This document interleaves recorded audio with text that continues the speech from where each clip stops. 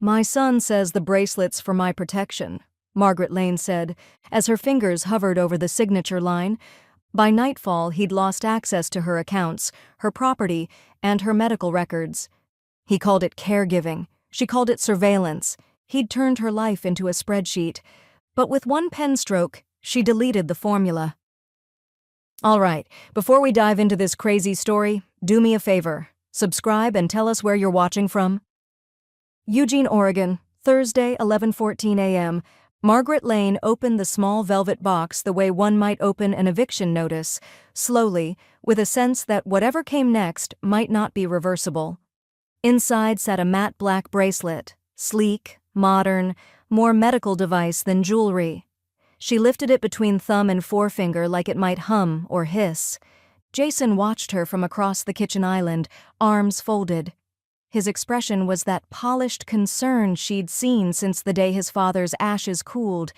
Efficient, sanitized, hard to argue with. "It's for your safety, Mom," he said. "Just a little insurance. You had that stumble by the birdbath last week. What if you'd hit your head?" Margaret smiled, tight and tidy. "Then the squirrels would have called 911. Jason didn't laugh. He slid the charger across the counter. "It's GPS-enabled, fall detection, real-time vitals. Bree picked it out herself." "Of course she did," Margaret said. As if summoned, Bree appeared in the doorway with her usual practiced ease, holding her phone at just the right angle. "Smile, Margaret. Gifting moment." Margaret didn't. The camera clicked anyway. 10 minutes later, the photo was online. "Keeping our loved ones safe. Shuck grateful. Shuck elder care tech." Margaret sat very still, hands in her lap. She had survived a marriage, a cancer scare, a county budget war over library funding, and 4 decades of raising a son who thought bullet points counted as love. She could survive a bracelet, but surviving wasn't the same as trusting. That afternoon, in the garden behind her Victorian, Margaret clipped spent roses while Judith Klein tugged weeds from the edge of the iris bed. Judith wore denim-like armor and a straw hat she'd probably bought during Reagan's first term. "So they chipped you," Judith muttered. "It's not a chip," Margaret replied. Judith snorted. "It talks to his phone, doesn't it?" Margaret hesitated. "Allegedly." Judith wiped her hands on her apron. "Devices go both ways, hun. 1 minute it's fall detection. Next minute it's, 'Mom, why'd you spend $42 at the yarn store?'" Margaret clipped another bloom, thorns scratching her glove. She went inside and charged the bracelet anyway. That night she put it on, just for a test. She walked 3 blocks to the corner bakery, bought a half loaf of sourdough, then stood in the aisle of the co-op for 15 minutes debating whether her plants preferred fish emulsion or worm castings. When she returned home, there was a text waiting. From Jason, "Saw you left the house. Everything okay?" Her chest tightened, not from fear, from fury dressed as concern. She stared at the message, thumb hovering.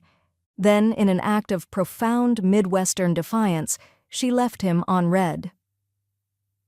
At 2:43 a.m., Margaret sat on the edge of her bed, bracelet glowing dimly on her wrist like a lighthouse that watched her.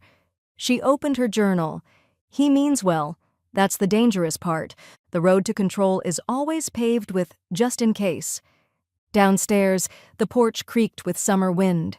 Margaret didn't move, didn't take off the bracelet, but she pulled a towel from the linen closet and laid it gently over the security camera Jason had installed last Christmas. A gift, he'd called it. Then she returned to bed, heart quiet, breath slow. Let him think she was safe. Let him believe she was grateful. She'd keep wearing the bracelet, but only long enough to see where he went next. Eugene, Oregon, Sunday, 9:32 a.m. Margaret Lane adjusted the laptop screen so it caught just enough of her living room without showing the neatly folded estate folders beside her teacup. The video call rang out with that digital trill she already resented. Then, click. The camera flickered. Jason's face filled the screen, forehead already creased like he was stepping into a problem he hadn't yet named. "Hey, Mom," he said brightly. Too brightly. Bree appeared half a beat later, backlit by what looked like a ring light, her blonde hair coiled into a gym-perfect bun.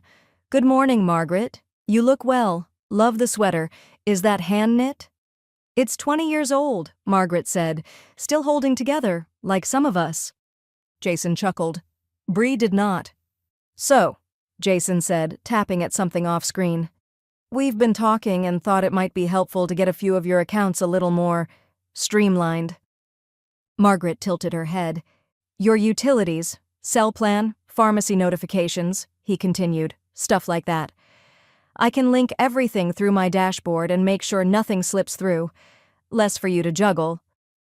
"I prefer juggling," Margaret said, sipping her tea.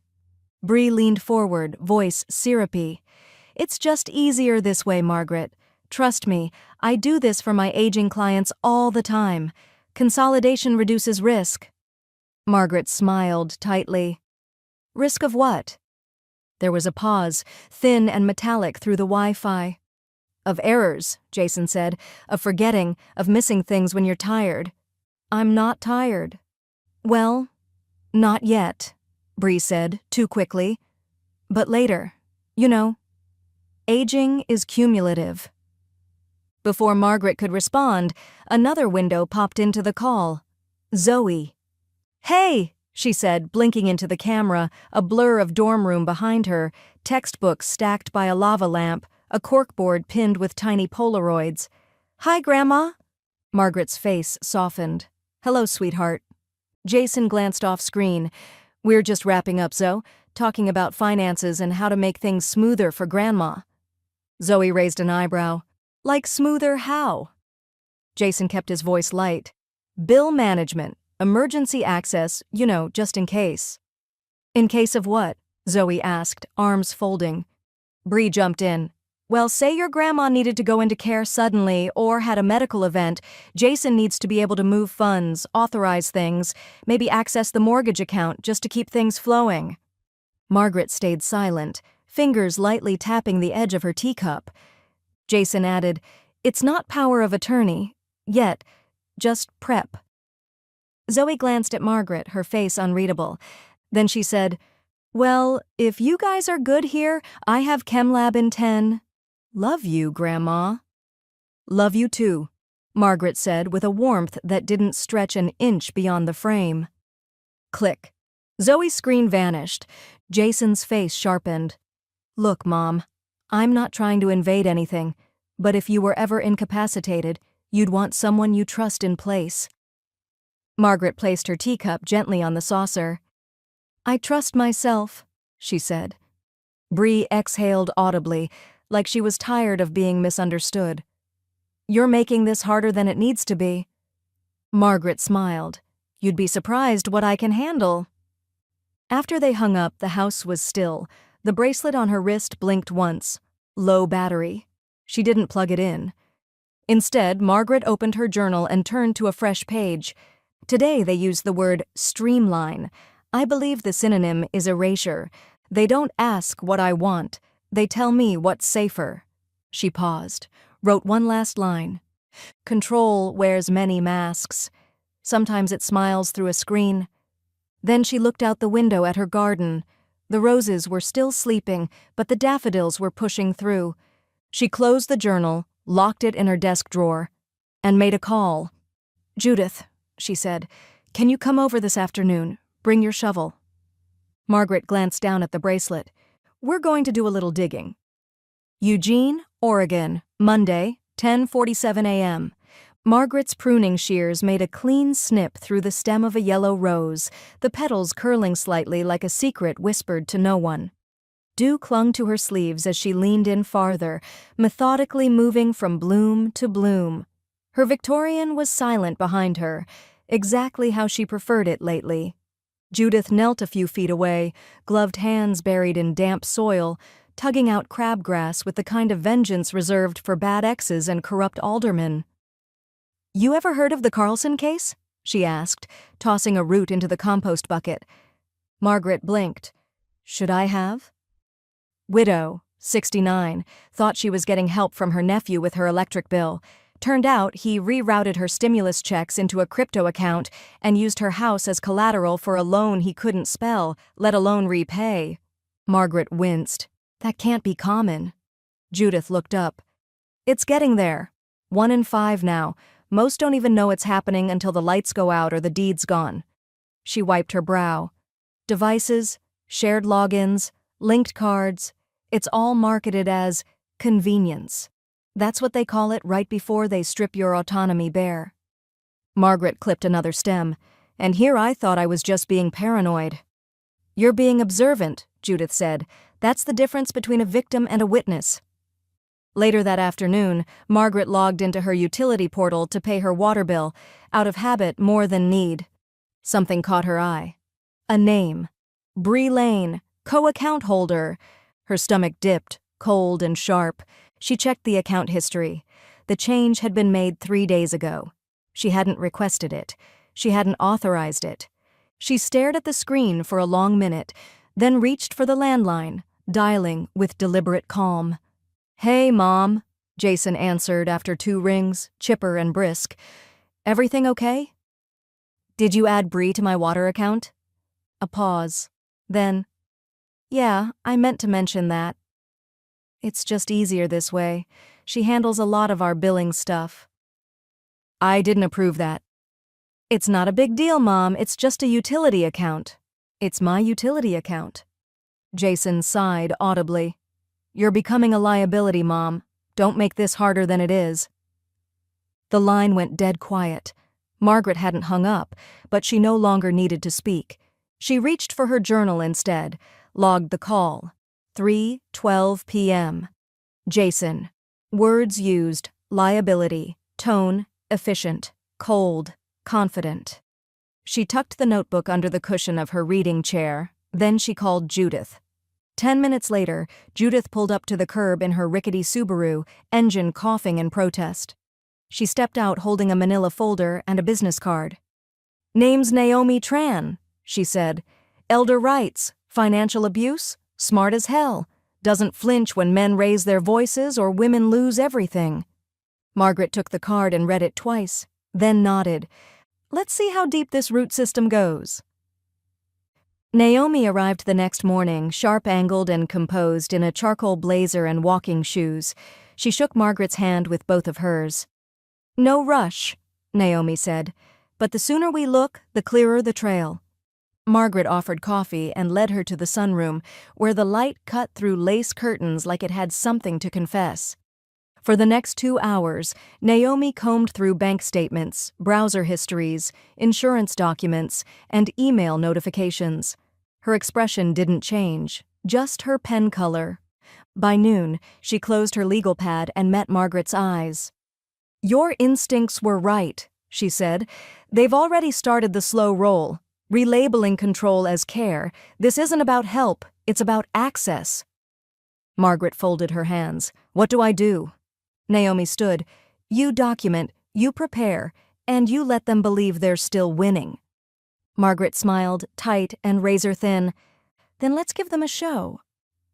As Naomi gathered her files and headed out, Margaret sat back down at her writing desk, pen poised above a fresh journal page.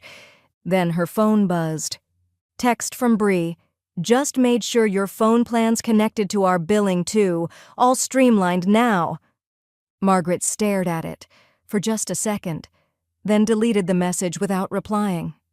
Across the garden the roses shimmered in the breeze, tender and thorned all at once.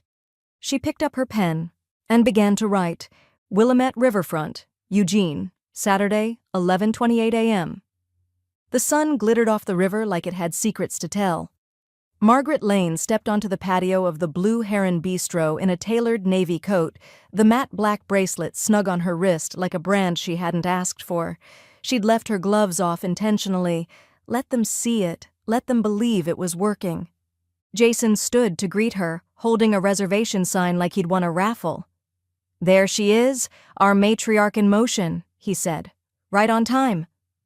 Bree was already seated, adjusting the angle of a linen napkin like it might impact her reflection.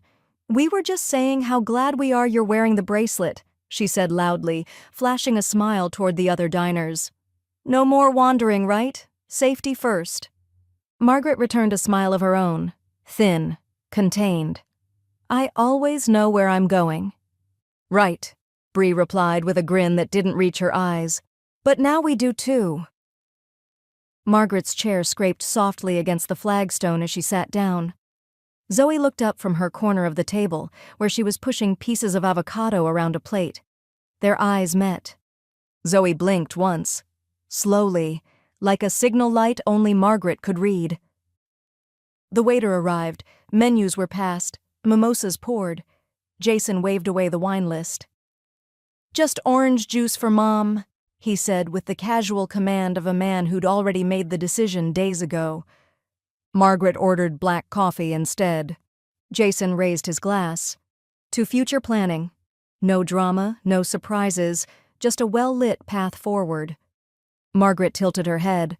What kind of surprises did you have in mind? Jason chuckled. Nothing like that. I'm just saying it's easier when everyone's on the same page, especially when certain transitions come up. Bree chimed in, her voice syrupy. Like assisted living, estate simplification, digital consolidation, little things that make aging graceful. Margaret reached for her water. Grace doesn't require surrender. Zoe coughed into her napkin, hiding the hint of a smile. Jason pressed on. It's all hypothetical, Mom. We just want to be prepared, you know? Margaret dabbed at the corner of her mouth with her napkin, then folded it precisely on her plate. Well, she said lightly, you'll be glad to know I've started a bit of estate maintenance myself. Jason's fork paused mid-air. You have? Nothing major. Just some minor paperwork, updating files, moving things around. Bree leaned in. If there's anything we can help with? There isn't, Margaret said, tone still pleasant. But thank you for the enthusiasm. Jason exhaled. Good. Honestly, it's a relief. Bree's been pushing me to get our side organized too. Always best to prepare for the inevitable, Bree said, sipping her mimosa. Zoe pushed back her chair. I'm going to grab a muffin from the counter. Be right back. Margaret nodded without looking. Bring 2. Zoe stopped, looked back. 2? For later, Margaret said, folding her hands. When brunch ended, Jason insisted on walking Margaret to her car. Bree trailed behind, checking her reflection in her phone screen. Jason held the door open. You really okay, Mom? Margaret settled into the driver's seat. Jason, you always ask that like it's a diagnosis. I just want to make sure you're protected. The world's changing fast. She glanced down at the bracelet. Yes, but I've seen fast change before. Nixon, NAFTA, Google. Jason leaned down, voice low. I'm trying to keep you safe. Margaret looked up at him. You're trying to keep me manageable. Jason blinked. Margaret smiled. But you've always confused the two, haven't you? She shut the door before he could reply. As she pulled away from the curb, Zoe's reflection caught in the cafe window. She was watching, not waving, just watching. Back home, Margaret set one of the muffins on a small china plate. The other she slid into a manila envelope beside a flash drive labeled Accounts Old. She wrote a single note. Don't confuse quiet with consent. Then sealed the envelope and tucked it inside the piano bench, beneath faded sheet music and memories she didn't owe anyone. And across the room, the bracelet blinked. Once. Still on, still tracking, but not for much longer. Eugene, Oregon, Monday, 7:42 p.m. The bracelet lay on the oak table like a silent witness. Margaret had slipped it off after her evening walk, then placed it precisely on top of a folded dish towel, like it was still dangerous to touch bare. Naomi Tran sat across from her, laptop open, glasses sliding halfway down her nose as her fingers skimmed across the keyboard. The room was warm with chamomile and tension. I don't want to overreact, Margaret said. Naomi didn't look up. I'm not in the business of overreaction. I'm in the business of proof. She clicked something, then turned the screen around. A web of timestamps, IP addresses, app permissions, sync logs, At the center, a data pulse tagged Margaret Lane, primary profile. On the edge of the chart, Jason Lane, linked access, bracelet sync app, financial dashboards. Margaret's lips parted, but no words emerged. Naomi spoke evenly. He's been watching, not just your vitals, your spending, your location, your mortgage settings. There's a feature in the app, buried deep, that offers third-party integration. He ran a valuation projection on your property 3 nights ago. Margaret pressed a hand to her collarbone, her breath shallow. And a cost of care calculator, Naomi added.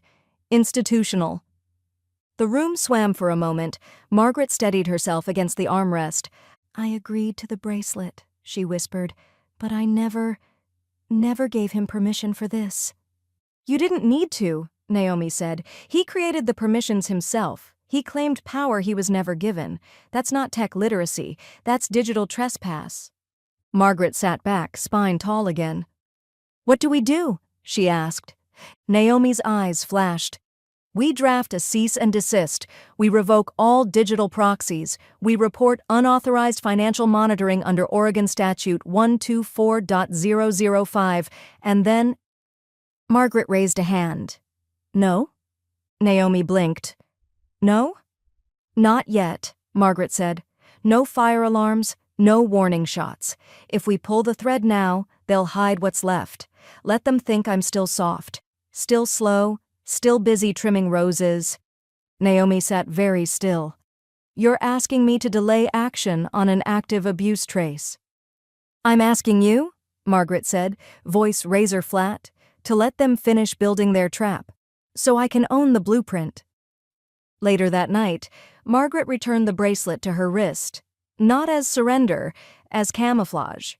She sat by the window, journal open, the pages now numbered and cross-referenced, conversations, transfers, comments, passive slights recorded in tidy cursive. The teacup beside her steamed in the moonlight, then her phone buzzed. One new email. From zo.lane@wilsonu.edu. Subject, something I heard. Grandma. I didn't know who else to tell. Dad said you'd be easier to manage if things stayed linked. He called the bracelet a workaround when he didn't think I was listening. And Mom? She's been emailing a realtor. They're calling it Phase 2. I don't know what that means, but I'm here. Just say the word. Margaret stared at the screen. A breeze lifted the edge of her journal. She didn't reply. Not yet. Instead, she reached into her desk drawer, pulled out a small brass key labeled Judith, backup, and laid it beside the laptop. Then she turned off the lights. The bracelet blinked once in the dark. Obedient. Silent. Margaret whispered, "Let them watch." She smiled to herself. They think they're collecting data. She closed the journal. I'm collecting evidence. And in the morning, they'd never know what changed. Only that it had already begun. Eugene, Oregon. Tuesday, 6:54 a.m. The first thing Margaret Lane did before breakfast was burn a note card. She lit the corner with the long-handled match she used for candles, watched it curl and smoke inside a ceramic bowl. It had contained every password she'd used since 2013. Her banking login, the streaming account she never watched, her electric bill, and Jason's birthday once disguised as a PIN. By 7 a.m., her laptop was a fortress. Every account unlinked, every passphrase changed, every two-step authentication routed through a burner number Naomi had preloaded on a fresh flip phone. No syncing, no voice commands, no location tracking, just numbers, just names she chose to keep. Judith arrived by 8:30, balancing a mason jar of black coffee in one hand and a battered accordion folder in the other. I brought the paperwork buffet, she announced, dropping it on the dining table with a thud. Wills, deeds, titles, that half-finished letter to AARP you swore you mailed. Margaret gave a dry smile. Never underestimate a good filing system, or a good liar. Together they worked through the morning, shuffling papers, cross-referencing dates, flagging items for Naomi. The bracelet stayed on Margaret's wrist, still blinking in quiet submission, still streaming data like an obedient spy. Judith held up a laminated page. "You still keeping a physical key to your safety deposit box?" "Not anymore." Margaret pulled a manila envelope from the side drawer and removed its contents, 2 sets of notarized forms, freshly printed and signed. She slid one into her purse and the other into Judith's hand. "Box is under Naomi's name now. If anything happens to me, suddenly or suspiciously, Naomi takes the box. You take the journal." Judith glanced at her. "What are we expecting? A Netflix doc?" Margaret shrugged. "I don't plan to be a cautionary tale, but if I become one, I'd like to be properly archived." At noon, Margaret stood in the fluorescent chill of First Willamette Bank, watching as a balding clerk slid her new documents into a reinforced steel drawer. "Anything else you want to store today, Mrs. Lane?" he asked. Margaret tapped the top of her purse. "Just the right to breathe without supervision." He didn't laugh. She didn't expect him to. She got home by 1:17. The air was still, the garden was quiet, the mail sat undisturbed in its wrought iron box, and Jason's Tesla was in her driveway. Margaret stood by her front steps a full minute before unlocking the door. Inside, Jason was already in the kitchen, opened her fridge, poured himself water. Like this was still his staging ground. "Hey, Mom," he said, his tone that same manicured casual he used on Zoom calls and HOA meetings. "Just dropped by to check on you." "I didn't call," Margaret said. "You didn't have to." He held up his phone. "Bracelet says you were out for a few hours. I got worried." Margaret tilted her head. "Do I ping like a smoke alarm now?" Jason frowned. "It's just peace of mind. I didn't mean to intrude." "But here you are." She gestured toward the dining room. "Tea?" Jason followed her, eyes narrowing at the absence of her old laptop and the new burner phone plugged into a wall outlet. She poured chamomile and handed him a cup. "Rough week?" she asked, voice mild. "You look tight in the jaw. Stressful times at the company?" Jason blinked. Yeah, a little. We're restructuring some of the leadership tiers." "Why?" Margaret sat across from him. "You said you wanted to make sure I'm taken care of, but when was the last time someone asked how you're doing?" Jason blinked, unsure of where this was going. Margaret smiled, the kind that wasn't for show. "I mean it," she said, "because between all the sinking and streamlining, you seem awfully frayed." Jason opened his mouth, then closed it again. Margaret sipped her tea. Then her phone buzzed. One new voicemail. Unknown number. She tapped play. A familiar voice crackled through the speaker, female, unfamiliar tone. "You don't know me, but we have the same problem. He did it to my mother, too." Jason froze. Margaret met his eyes. "Oh," she said softly. "Looks like the stream runs both ways." And this time, it wasn't her that flinched. Eugene, Oregon, Thursday, 6:13 p.m. Margaret Lane stood on Bree's marble doorstep with a bottle of elderflower cordial she had no intention of drinking and a bracelet blinking faintly beneath her sleeve. The front door opened before she could knock. "Perfect timing," Bree beamed. "Everyone's here. Margaret, meet your future audience." Inside, the dining room glowed under pendant lights, full of people Margaret didn't recognize. Well-groomed professionals in pastel cashmere and glinting watches, clustered around platters of crudité and laughter, too loud for the size of the room. "This is Sharon and Ken," Bree said, waving vaguely. "They're starting a lifestyle podcast about intergenerational wealth.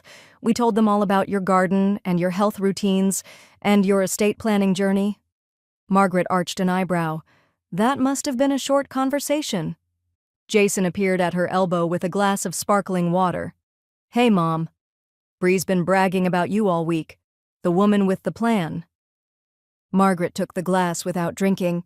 "And what plan is that?" He grinned. "Smart aging, of course. You're the prototype."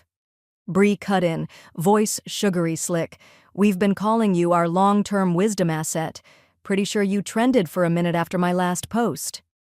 Margaret didn't answer. She just turned and scanned the table. 9 guests, 2 ring lights, and a printed card that read, "Legacy begins with a conversation." Jason clinked his glass.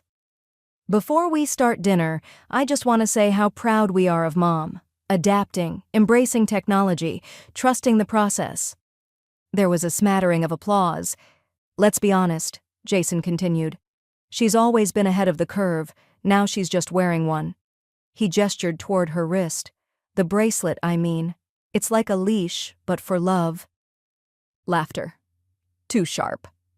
Margaret offered a thin smile and pulled her phone beneath the tablecloth. To Naomi Tran. Subject, status. Dinner in progress. Guests present. Language coded. Camera likely recording. Will collect names. May need file review tonight. Send.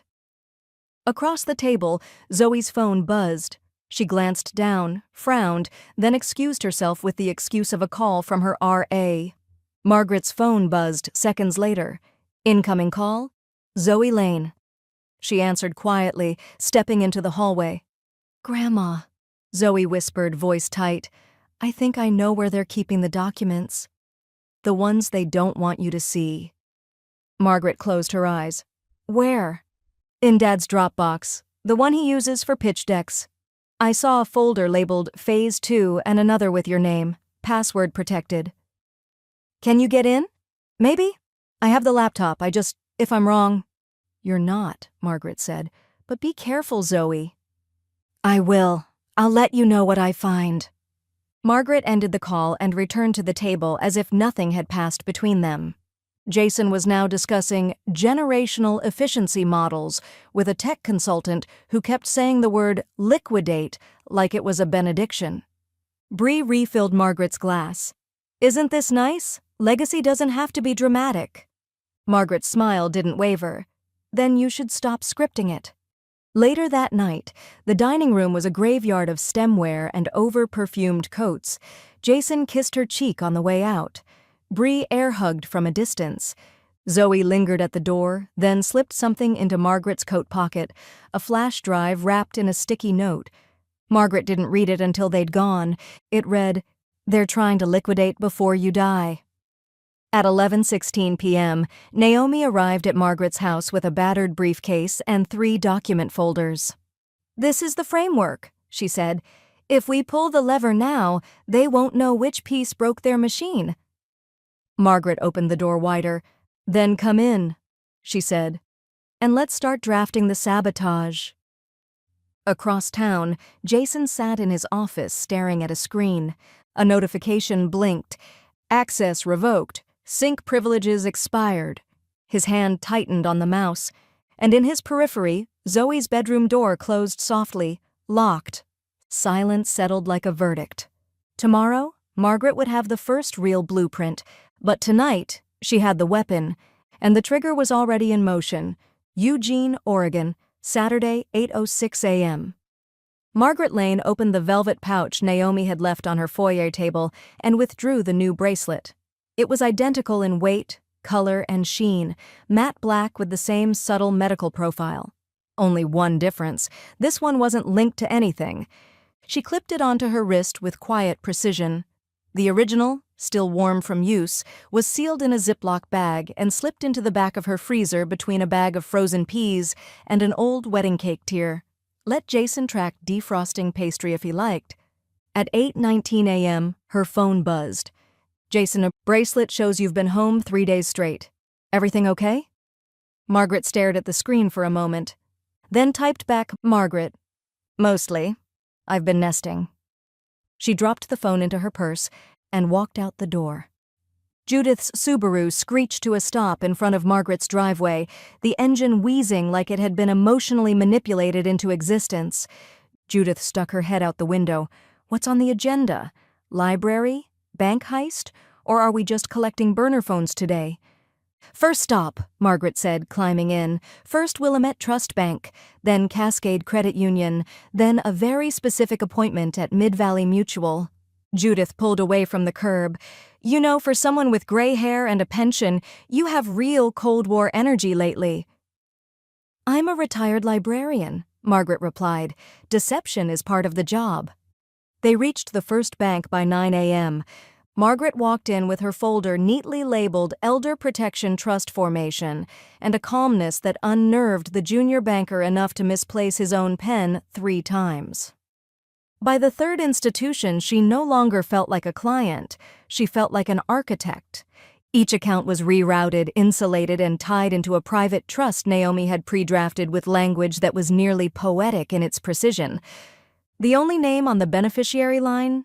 Zoe Lane, held in revocable trust, protected by Naomi's firm, and legally isolated from Jason or Bree under fiduciary immunity.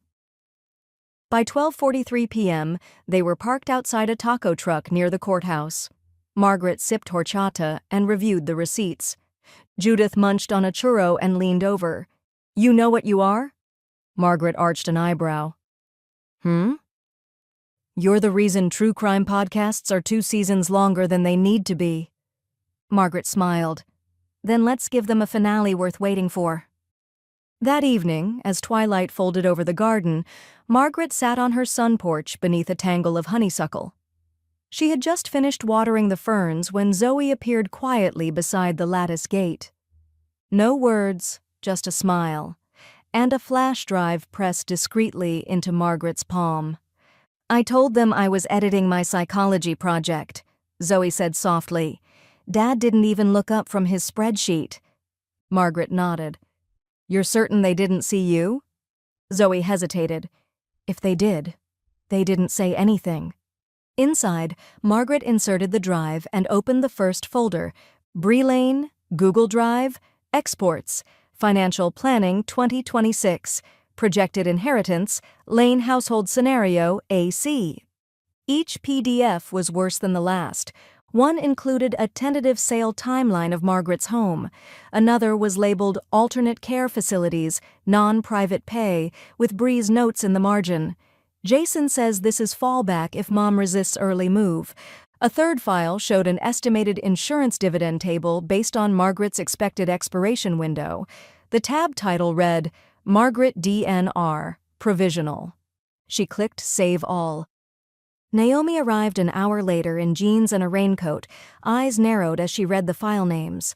"This," she said, clicking through the drive, "is the point where it stops being passive manipulation and starts being premeditated conversion."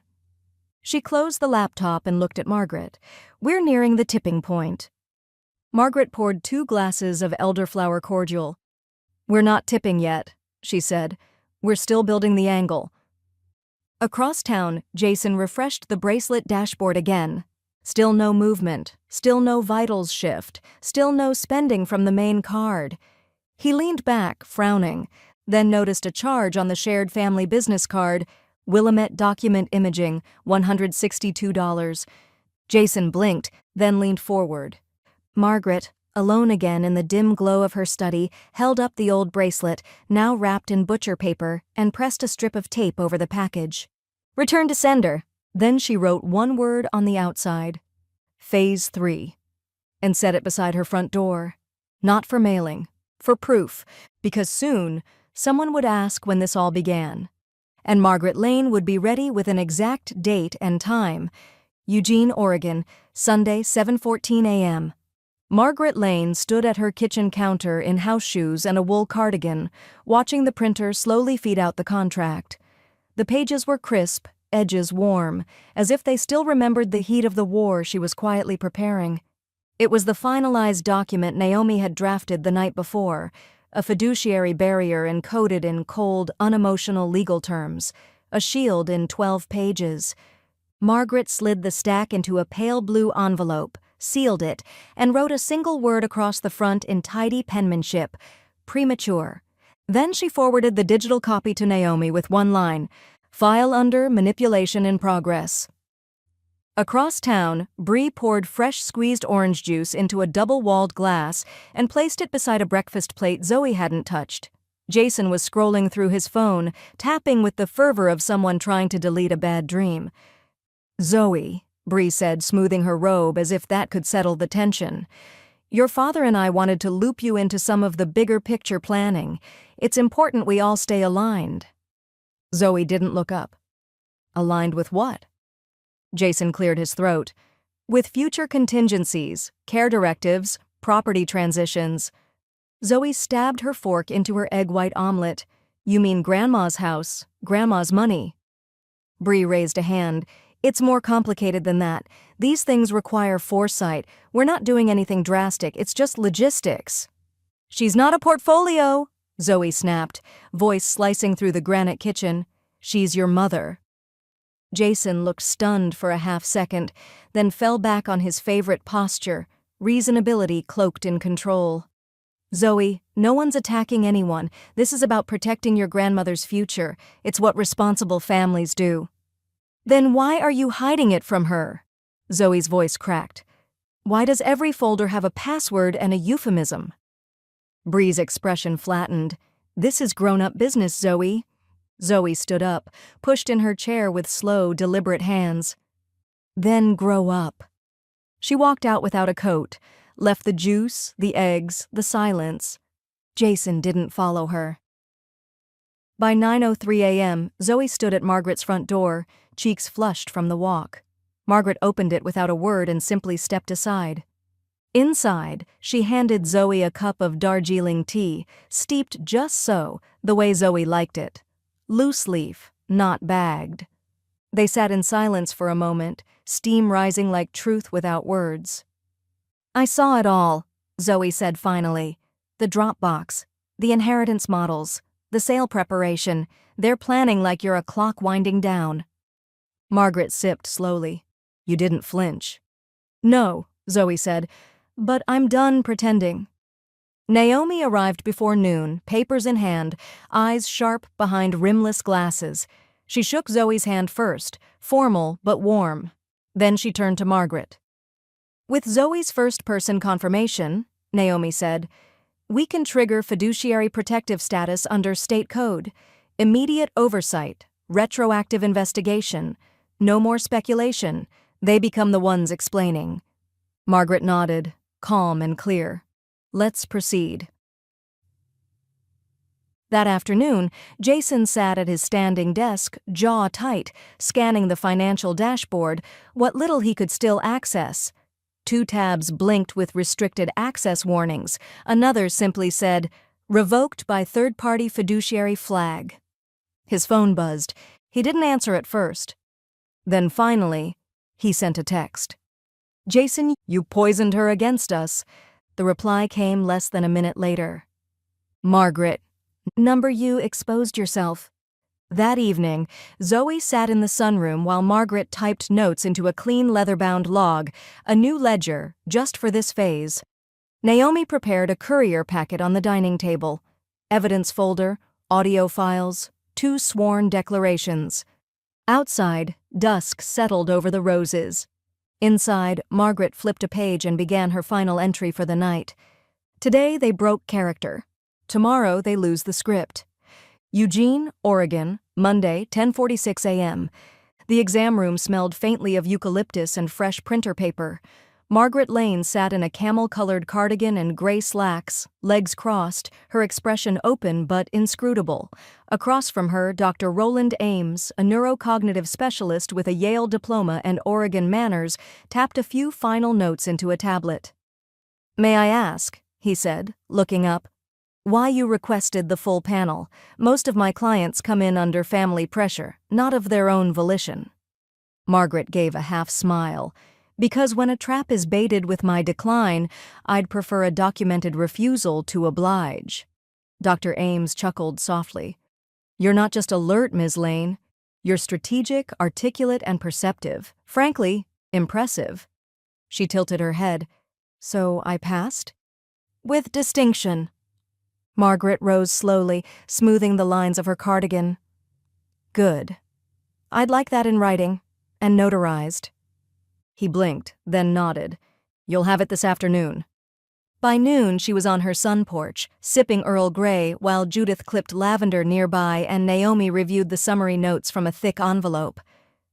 I haven't felt this young since Nixon resigned, Margaret said, eyes sparkling. Judith raised her mug. To clean records and dirt under fingernails. Naomi didn't smile. She was too busy highlighting phrases like executive function within optimal range and no impairment to judgment or memory in pink ink. "This changes things," she said. "They'll push harder now, but this makes their angle non-existent." Margaret sat back in her chair. "Let them push. It's how you get leverage." At 2:41 p.m., Naomi's phone buzzed. Unknown number. She answered on speaker, instinctively opening her voice memo app. "Naomi Tran," she said. Jason's voice came through hot and fast. "I'm putting you on notice. If you don't cease your interference with my family's affairs, I'll have grounds for a civil suit. And if you've advised my mother to take actions against my interests, I'll make sure your bar license knows it." Naomi stared out the window. "Mr. Lane, this call is being recorded and logged. Please continue." There was silence, a huff, then the line went dead. Naomi tapped save. Judith let out a low whistle. "That's not a man in control. That's a man watching the curtain lift." That evening, Bree uploaded a video to her social channels. Filtered sunlight, soft piano. Bree, hair pulled back and eyes carefully misted, sat on a beige couch surrounded by gray pillows. She spoke into the camera like someone applying for sainthood. "There comes a time when we all must accept that we did our best, that some people just don't want the help. And while that's painful, walking away from toxicity is self-care, even when it's generational." The video ended with a quote from her yoga coach, "Let go of the legacy that refuses to love you back." Margaret saw it within minutes. She didn't comment, didn't share, didn't flinch. At 8:17 p.m., Zoe posted a photo. It was taken at twilight, Margaret in the garden, a wide-brimmed hat shielding her eyes, pruning roses with one hand and holding a mason jar of lemonade in the other. The caption read, "Resilience looks like this, not curated, not coded, rooted, alive."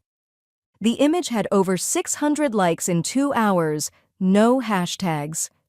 Back at her desk, Margaret clipped the printed copy of her medical evaluation into a folder labeled Phase 4. Then she flipped to the final page of her journal for the night. He's bluffing, she's branding, and the girl they dismissed just told the truth to strangers. Her phone buzzed once more. Another voicemail, new number. She pressed play. The voice was low. Male, shaken. I didn't know she'd go this far. Call me back, please." Margaret pressed delete, then wrote one final line. "They're not worried I'll fall. They're terrified I'm standing." Eugene, Oregon, Tuesday, 9:26 a.m. The bank lobby was quiet in that corporate, carpet-muted way that made everything sound like it had consequences. Margaret Lane walked in wearing a slate blue coat and soft leather gloves. At her side, Naomi Tran moved like a shadow with purpose, briefcase in one hand, a manila folder tucked under her arm. The banker, a young man with combed-over confidence and a nameplate that read Tyler R., stood when they approached. "Ms. Lane," he said, "I've prepared the forms we discussed. We can use conference room B." Margaret nodded, her expression measured, unreadable. Inside the glass-walled room, the air hummed faintly with HVAC and tension. Tyler slid a single-page release form across the table, followed by a clean black pen. "This signature," he said, gesturing toward a bold line at the bottom, "removes all external access, past, present, and automated. It will unlink all shared users from every account under your name. No more auto alerts, no view-only permissions, no co-signatories." Margaret looked at Naomi. "This covers everything?" "Everything," Naomi replied. "Accounts, retirement funds, property lockouts, the bracelet's payment tether, even the family card Jason set up as a convenience line." Tyler cleared his throat. "We'll issue hard reset credentials, and all account pings will reroute through this office directly to you." Margaret removed her gloves, picked up the pen. Her signature was slow, elegant, and firm. Across town, Jason Lane sat in a sleek, glass-walled meeting room on the 13th floor of the Delcroft building. His phone buzzed once, then again. Then it began vibrating so steadily it seemed to rattle. He glanced down. A red notification banner blinked on his screen. Access revoked. Margaret Lane. All linked financial portals. Timestamp 9:43 a.m. Action initiated by account holder. Jason froze mid-sentence, the pitch deck on his laptop forgotten. His face turned a shade redder than the company's logo. "Jason?" one of his colleagues said, glancing nervously at the screen. "You okay?" He stood without replying, shut the laptop with one hand, and walked out of the meeting. Back at First Willamette Bank, Margaret stood at the receptionist's desk, waiting for a certified copy of her revocation to be printed. The bracelet on her wrist blinked like it always had. Obedient, unknowing. Then the glass doors swung open hard enough to catch the attention of the security guard. Bree strode in, blazer sharp, lipstick sharper. "I need to speak with Margaret Lane," she said to the receptionist, voice sweetened with practiced urgency. The receptionist glanced at Naomi, then back at Bree. "Do you have an appointment?" "I'm her daughter-in-law. This is a family matter." Naomi stepped forward, calm, ready. "She's not your client," Naomi said. "She's your wake-up call." Bree's mouth opened, then closed. By 11:12 a.m., Margaret was home again, sitting at her writing desk with a fresh folder labeled "Complete Autonomy, Confirmed." She tucked the bank papers beside her medical file. The kettle whistled softly from the kitchen. As she poured the tea, her phone buzzed again. A new number. Margaret didn't answer. She opened her text app instead. One message. From Zoe. "He just left the office. He looked like something cracked." Margaret smiled faintly and typed back, "It did." In a dark parking structure downtown, Jason sat in his idling Tesla with both hands on the steering wheel. The dashboard blinked with low battery. His watch buzzed once. The bracelet tracker showed no movement, no vitals, no location, nothing. Back at the house, Margaret stood in her garden again, shears in one hand, tea in the other. Naomi stepped out onto the porch. "Well," she said, "he knows now." Margaret clipped a bloom. "Good," she said, "then he can stop pretending this is his garden." She turned toward the house, sunlight glinting off the edge of her teacup. "Because I've just pruned the roots." And behind her, the rosebush bloomed red and unafraid. Eugene, Oregon. Wednesday, 8:03 a.m. The manila envelope slid across the lawyer's desk like a quiet weapon. Naomi Tran didn't raise her voice. She didn't need to. The clerk on the other side of the counter skimmed the heading, "Petition for Rebuttal to Emergency Conservatorship Filing," and nodded once before marking it received. Outside, the morning was glassy and windless. Inside, Margaret Lane waited in the corridor of the county courthouse, spine straight, gloves off, her fingers wrapped around the leather strap of her handbag. She didn't pace. She didn't sigh. She simply watched. She had expected the move. The timing, not so much.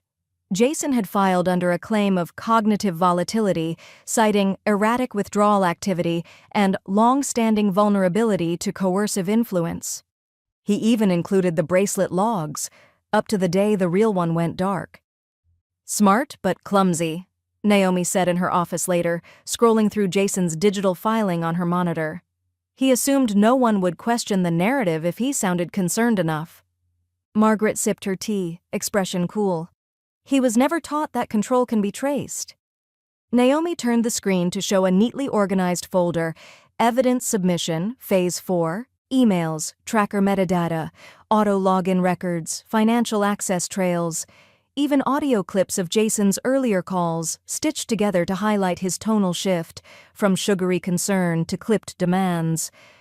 "We're not defending your autonomy," Naomi said. "We're prosecuting their trespass." Margaret nodded. "Then let's turn the lights on." That afternoon, Margaret sat at her kitchen table with a yellow legal pad and her old answering machine beside her. She played back voicemails from the past year, one after another, charting their tones like weather patterns. Jason's early calls, warm, faux affectionate. Bree's mid-year ones, transactional, clinical. The most recent, tight, edged with frustration. And something darker. She labeled each recording by date and pitch, then logged it into a timeline Naomi had built for state review. Later that evening, she clicked submit on a formal complaint through Oregon's Department of Human Services, Adult Protective Services Division. She didn't call to follow up. She didn't have to. At 6:42 p.m., a familiar voice echoed out across a campus podcast episode called Youth Mirror, Care and Consequence. It was Zoe. Her voice was calm, clear, but firm. I think we spend so much time talking about how to care for elders, we ignore when care gets reversed, when the younger generation becomes the ethical backstop. It's not always dramatic. Sometimes it's in a Dropbox folder. Sometimes it's in the way someone tells your grandma she's too precious to make her own decisions. A beat. I watched it happen. I'm not watching it again. The clip was shared 600 times within 4 hours. At 8:17 p.m., Margaret found Judith in her sunroom chair, feet tucked beneath her, flipping through a hardcover missing its dust jacket. Judith looked up. "You remember this?" She held up the faded spine. The Art of War. Margaret gave a low chuckle. "Oh, I remember lending it to you in '89 and never getting it back." Judith handed it over. "You've earned it back. Read page 44. Margaret flipped to the marked page. A single line was underlined in green. "When the enemy overextends, let him." She closed the book slowly and smiled. That night, Jason sat at his dining table, phone clutched in one hand, the court's preliminary denial of emergency conservatorship blinking on screen. Filed opposition received, stay of proceedings enacted, further review pending protective complaint. Filed by Lane, M. Bree walked in holding 2 glasses of wine. He didn't take one. She glanced at the screen, then narrowed her eyes. "They're stacking the optics," she said, "making us look like vultures." Jason didn't speak, but something flickered behind his eyes. Panic wasn't new, but now it had form. Back at her desk, Margaret flipped to a clean page in her new journal. She wrote, "They built the net. I rewired the cage. Tomorrow we set the lock." Her phone buzzed once. A text from Naomi. "We just became the visible hand." Margaret didn't reply. She picked up her shears and stepped into the garden under a sky sharpening with stars. Eugene, Oregon, Friday, 11:09 a.m. The notary's pen clicked once, then again before it made contact with the signature line. Margaret Lane watched, arms folded across the lapel of her linen jacket, her breath steady and even. Naomi stood beside her in charcoal slacks and a soft gray blouse, her expression neither triumphant nor smug, just surgical. The final document lay between them. Lane Private Legacy Trust, pages thick, watermarked, and revocable by one person alone. Zoe Lane. Margaret signed last. Her name looped cleanly, no tremor in the stroke. Naomi nodded, then flipped to the summary addendum. As of today, all financial and real property holdings are consolidated under the trust. Beneficiaries include Lane Family Scholarship Fund, the Oregon Council for Elder Advocacy, and Zoe Lane, trustee with conditional discretion. Margaret pressed her thumb lightly to the seal. "No mention of Jason or Bree?" she asked, not really asking. Naomi shook her head. "They no longer exist here." Margaret gave a slow smile. "Then this is the cleanest thing I've signed in years." That afternoon, Margaret sat in her study with a fountain pen and a box of heavy cream stationery, each embossed in gold leaf. M.L. "One letter at a time," she wrote to the beneficiaries. To the scholarship committee, she penned, "I once taught children to alphabetize before they could multiply. This trust is not just a gift, it is repayment for the joy they gave me." To the Elder Justice Foundation, "I have learned, late but not too late, that boundaries are a love language. Let this help someone else say no before it's too late." And to Zoe, "You became my clarity before I asked you to. This trust is yours to guard, not to carry. Rewrite what they thought they wrote." She sealed each one with wax, then sat still, the silence charged with release. By dusk, news arrived in the form of an email flagged urgent civil filing collapse. Jason's lawsuit, his final card, had unraveled like cheap thread. His financial affidavits under subpoena revealed predatory interest loans taken out against Margaret's property projections 6 months prior. The math betrayed him. Bree had co-signed on 2 of them. When pressed by the court, she'd called it speculative positioning. The judge called it something else. Naomi read the summary aloud over tea. Bad faith financial conduct and coercive proximity masked as elder care. She looked up. That's a polite way of saying predator in family clothing. Margaret stirred honey into her cup. And Jason? Naomi opened a new file.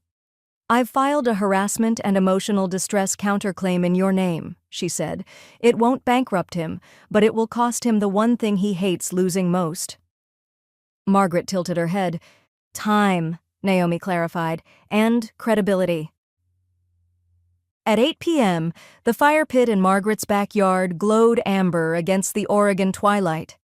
Judith sat in a lawn chair nearby, wrapped in a blanket, sipping something sharp. Margaret stood barefoot in the grass, hair pinned up, the original estate binder open in her hands. She flipped past the pages one last time. Trust language Jason had once insisted was just for structure. Bree's sticky notes in the margins, old signatures once scribbled in assumption. Then she tossed it all into the flame. The fire curled around the paper, pages folding in on themselves like defeated wings. A spark leapt up, briefly, then fell. New rules now? Margaret said softly. Judith raised her glass. Amen. Across town, Jason scrolled through emails in a panic, looking for an angle that no longer existed. Every door was locked, every account empty, every silence louder than it had ever been. Back at the house, Margaret returned to her desk. She opened her journal to a new page, the ink gliding like breath across linen paper. Today, the script stopped pretending. Tomorrow, we print our own. Her phone vibrated once. A new text from Zoe. The trust doc is airtight. Just read the final clause. I cried. Margaret smiled, then typed back, so did I. But for once, they were tears of power. Eugene, Oregon, Monday, 3:42 p.m. The room at the Lane County Civic Center held no more than 50 chairs, plastic ones mismatched, but every seat was filled. At the front stood a folding podium, slightly uneven, its microphone patched with electrical tape, but Margaret Lane's voice needed no polishing. She adjusted the clip at her collar and looked out over the modest crowd, social workers, legal aides, local council members, a few adult children with nervous eyes. Naomi stood along the side wall, arms crossed, steady. Judith sat in the second row, already tearing the edge of a program with her thumbnail. I used to think that dignity meant staying silent when someone took control, Margaret began, but silence isn't dignity, it's delay. She glanced down at the single note card in her hand, then tucked it away. My name is Margaret Lane. I'm 72. I still mow my lawn. I still drive at night. And a few months ago, my family tried to turn me into an asset with a password. A quiet inhale rippled through the audience. Margaret smiled, just enough to steady herself. I'm not here to give a cautionary tale. I'm here to name what was done, and what can be done back. By the next afternoon, a short clip of Margaret's speech had been shared over 12,000 times. It wasn't flashy, just an older woman speaking clearly, plainly, with no hashtags. But that was the point. The caption read, "This is what power at 72 looks like." And under it, a comment from a verified account. An Oregon Aging Justice, we'd like to talk to Ms. Lane about policy partnership. Meanwhile, in a small corner office at Wilson University's Behavioral Sciences Annex, Zoe sat with a printout in her lap and a soft grin on her face. She looked up at the research coordinator across the desk. So, part-time? Flexible hours, the woman replied. We're studying digital coercion in elder populations. Your insights and your proximity are exactly what this panel needs. Zoe tapped the folder. Do I get to talk about how Dropbox is a villain? The coordinator smiled. You get to talk about anything you want. Across town, Jason stared at his inbox in stunned silence. 4 sponsors had quietly pulled branding deals from his consultancy's platform. One had emailed him directly. Brand alignment, misalignment, effective immediately. Next to him, Bree scrolled through their social metrics. The analytics chart was a nosedive. "Someone's circulating the video," she muttered. "The one from the dinner party, the leash but for love joke." Jason didn't answer. His phone buzzed again. Another email. Subject: termination of affiliate access, ethical branding review. Bree closed her laptop. "Well," she said coldly, "there's your legacy." Back in Margaret's kitchen, a cardboard box waited on the counter. It was filled with letters, handwritten, typed.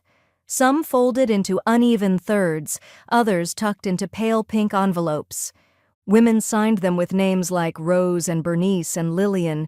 "You said what we never could. Thank you for making it real. You reminded me I'm not furniture." Margaret read each one. She filed them alphabetically in a rosewood cabinet once meant for china.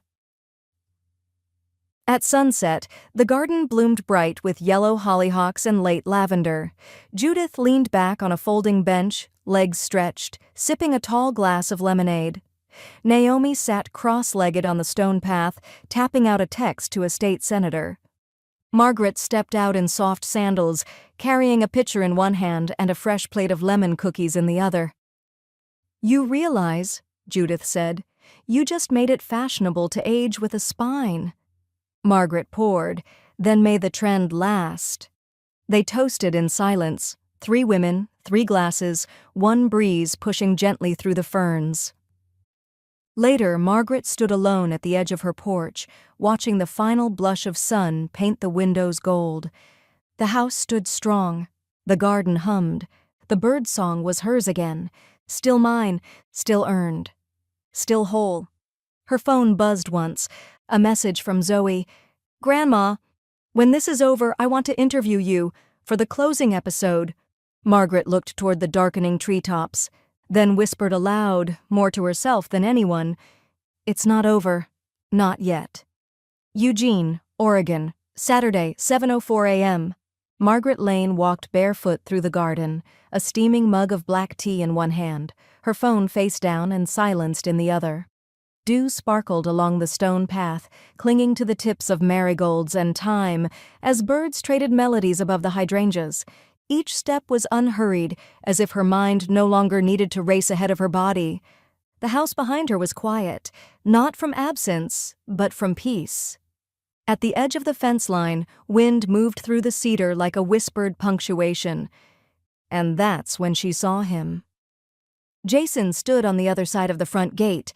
No car, no briefcase, no phone in hand.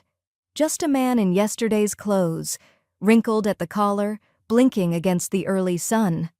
Margaret didn't speak at first. She simply walked to the gate, slow and deliberate. Her keys jingled once in her pocket before she stopped 2 feet from him. His mouth parted, but no words came. She raised a hand, not to touch, not to scold, just to pause him. "No, Jason," she said gently. "Not anymore." Then she reached for the latch and closed the gate between them with the quiet finality of a well-tended boundary. She didn't slam it, she didn't lock it, but she didn't turn back either. Inside, her phone lit up once more, his name pulsing with last attempts. She tapped Edit Contact, scrolled down, and pressed Delete. It asked, "Are you sure?" She pressed Yes.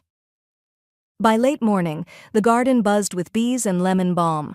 Margaret knelt beside a rosemary bush, dirt beneath her nails, when she heard the knock. 3 light raps on the side porch, the kind only one person made. Zoe stood there, hair in a loose braid, envelope in hand, joy barely held back. "I got it," she said, breathless. "Full ride, digital ethics and sociology. They said the committee unanimously chose me." Margaret rose slowly, brushing her palms on her apron. "I believe it," she said. "The committee has good taste." Zoe stepped forward, arms tight around her grandmother in a hug that lasted longer than either of them expected. When they finally parted, Margaret reached into the drawer beside the porch bench and pulled out a small steel lockbox. no larger than a hardback novel. She handed it to Zoe. "It's not money," she said. "It's the map I used to free myself. Letters, notes, timelines, mistakes, and revisions. Keep it. Read it someday. And then burn it." Zoe blinked. "Why burn it?" Margaret smiled. "Because I wrote it for you, not them." That evening, the sky turned the color of ripe plums. Margaret sat at her desk, one final entry waiting. She opened a fresh page in the back of her journal. No title, no date, just space. She picked up her pen and wrote, "They called me a liability. A fragile thing with fading memory, soft will, and old passwords. But I was never lost. I was misfiled." She took a deep breath, then added the last line, "But I wrote the final ledger." Then she closed the book and left it unlocked.